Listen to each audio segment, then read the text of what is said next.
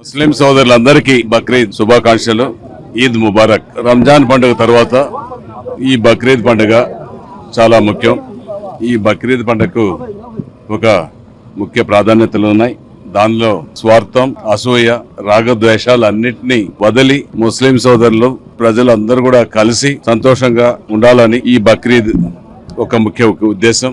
ఇటువంటి బక్రీద్ పండుగల్లో మంచిని నేర్చుకుని చెడుని పోగొట్టి దాన గుణాన్ని పెంచుకొని పేదలందరికీ దానం చేయాలని కూడా బక్రీద్ పండుగ యొక్క ముఖ్య అంశం.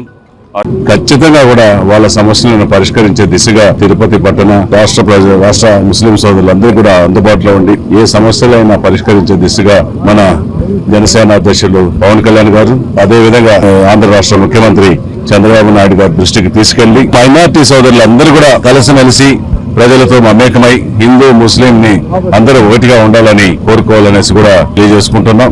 వారి సమస్యలు కూడా ఇటు పవన్ కళ్యాణ్ గారి దృష్టికి, చంద్రబాబు గారి దృష్టికి తీసుకెళ్తాం.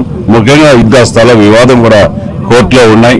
వీటిని కూడా పవన్ కళ్యాణ్ గారి దృష్టికి, ముఖ్యమంత్రి చంద్రబాబు నాయుడు గారి దృష్టికి తీసుకెళ్లి ఈ స్థల వివాదాన్ని కూడా మన ముస్లిం పెద్దలతో కలిసి ఎంత త్వరగా వీలవుతుందో అంత త్వరగా వాటిని పరిష్కరించడానికి కూడా నా వంతు కృషి చేస్తాననేసి కూడా తెలియజేస్తూ